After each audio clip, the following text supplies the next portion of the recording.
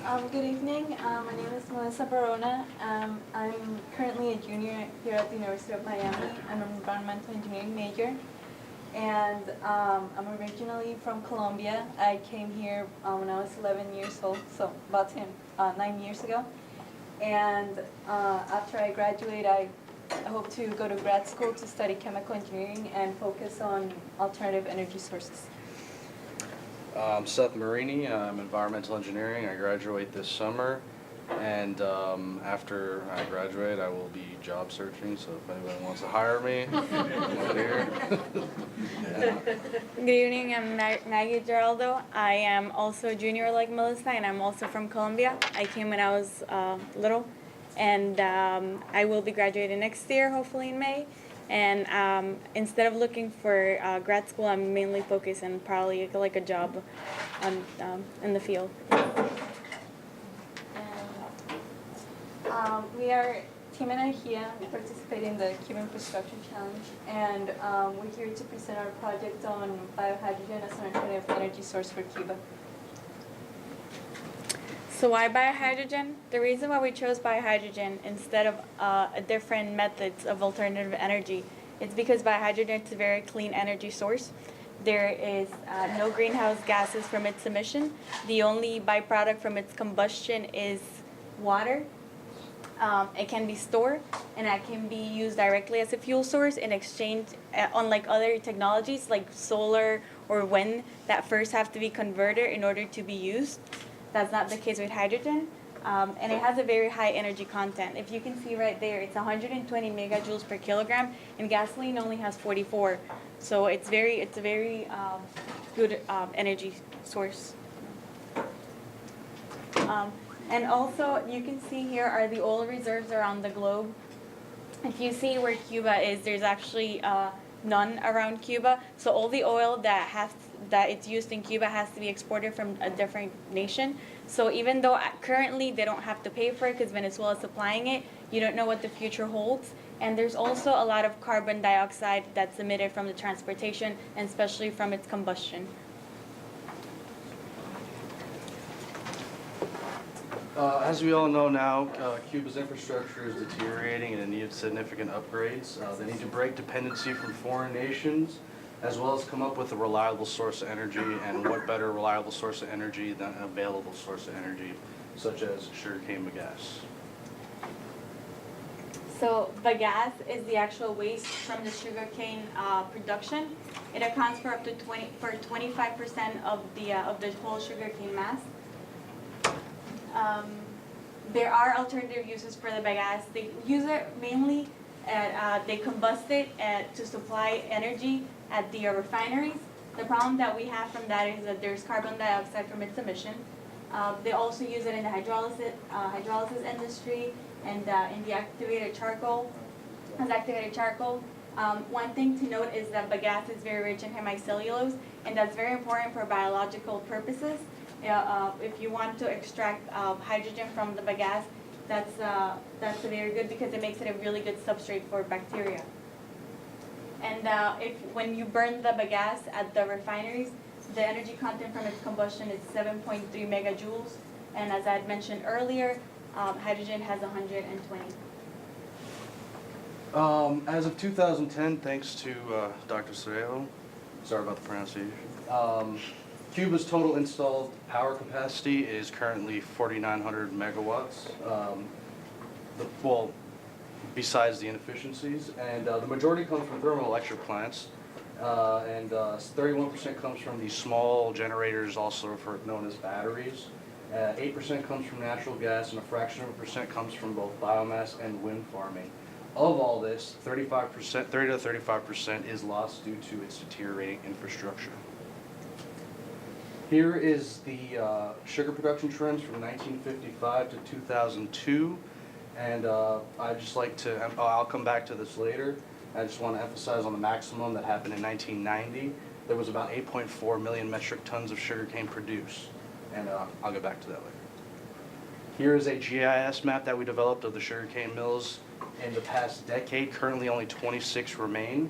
However, I would like to just emphasize on this by just the uniform distribution throughout the island. and how transportation of energy using sugarcane mills and whatnot from the sugarcane mills would be a lot more efficient. So due to the need for a clean source of energy that utilizes the available resources in Cuba, we have looked at 3 different methods of producing hydrogen: biophotolysis, microbial fermentation, and bioelectrochemical systems. The first one is biophotolysis, bio meaning life, photolysis, the splitting of molecules via bombardment of electrons. It was first discovered in 1939, but it wasn't fully understood until the late 1990s. Here's a cool picture of a BIOS photobioreactor, and it's purely for aesthetic purposes. However, it is pretty cool to look at. The first type of biophotolysis is direct biophotolysis. Certain algae and bacteria contain certain enzymes that, if reduced, have the ability of producing hydrogen. The problem with direct biophotolysis is hydrogen and oxygen get produced simultaneously, making it less inefficient at producing hydrogen.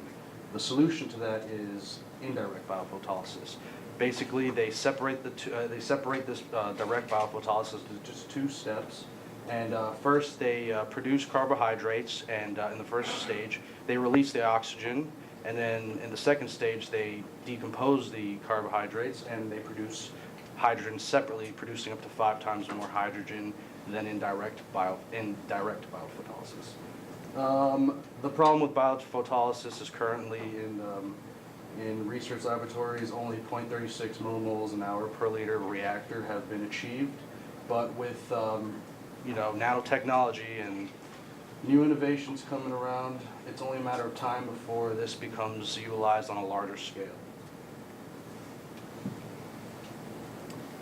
Another method to extract hydrogen from waste, in this case the bagasse, is microbial fermentation. In microbial fermentation, you have the bacteria that would actually produce the hydrogen by breaking down the organic matter.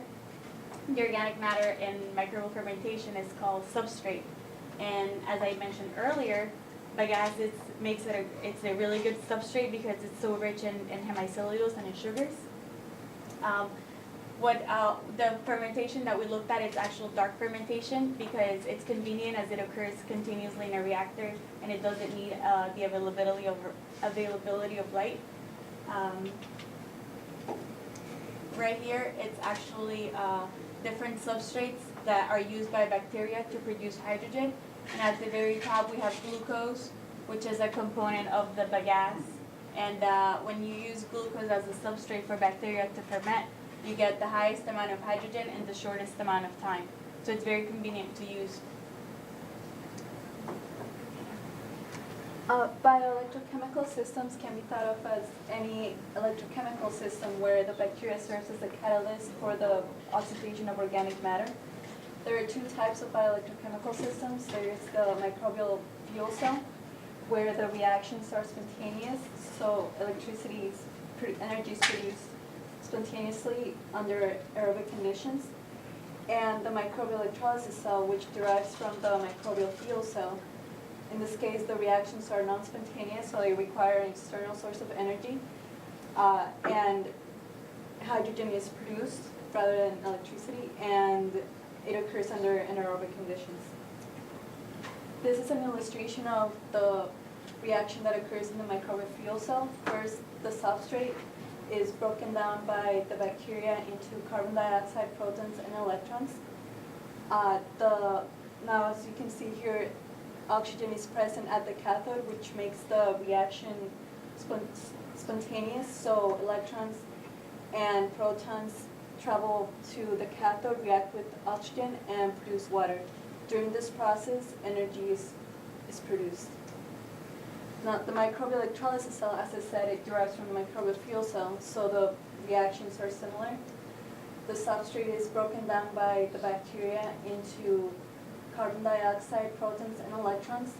The difference from the microbial fuel cell is that no oxygen is present at the cathode, so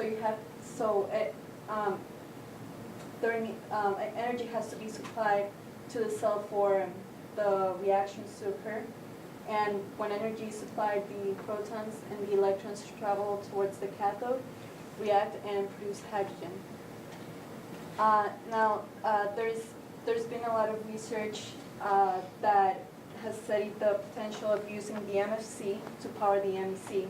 Because as I already explained, the MFC produces electricity, so it has the potential to supply energy to the MEC, and then in this manner produce hydrogen without an external source of energy. These are different experimental microbial electrolysis cell designs. The first one is the traditional design that was used to just prove the concept behind the electrolysis process. It consists of two bottles connected by a tube and a cation exchange membrane that facilitates the movement of protons from the bioanode to the cathode. These are continuous flow reactors that produce hydrogen continuously, so it doesn't accumulate. And this one is the single-chambered microelectrolysis cell, which lacks a membrane, because there's been research that shows that there is energy loss involved in the membrane. So the absence of the membrane can produce more hydrogen. So we've talked about three processes of producing biohydrogen: biophotolysis, which could use solar energy to produce hydrogen, and microbial fermentation, and the microelectrolysis cell that can use organic matter to produce hydrogen. Out of these three processes, dark fermentation proves to produce the highest yield of hydrogen. So we propose this integrated design that combines dark fermentation and the microelectrolysis cell to even maximize hydrogen yield. So we assume that sugarcane production in Cuba is approximately 50 tons per hectare per year. 25% of this sugarcane production results in waste, which is the sugarcane bagasse. The sugarcane bagasse now undergoes hydrolysis, where it's going to be broken down into 30 to 35% hemicellulose, and the rest is cellulose and lignin. As Maggie went over the dark fermentation process, hemicellulose would go through dark fermentation reactor, and the rest that is cellulose and lignin would go through the MEC. And so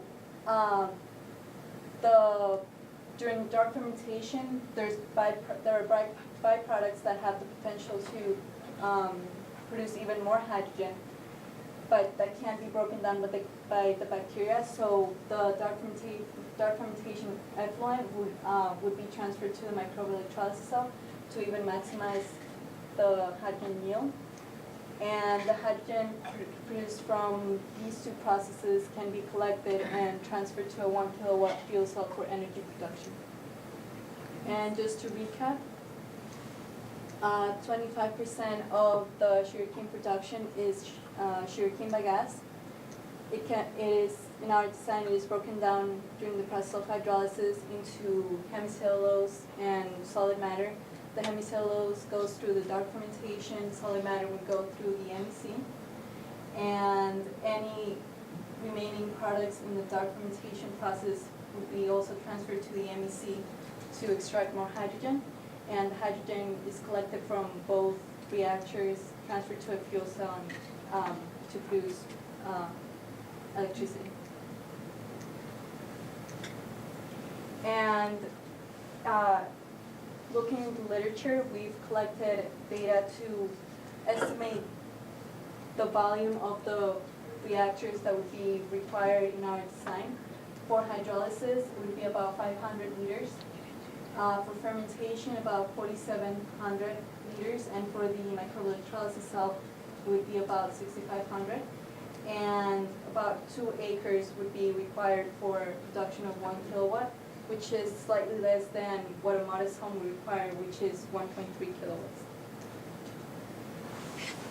Here's the cost analysis of our pilot design, including the MEC and the fermentation and the hydrolysis reactors.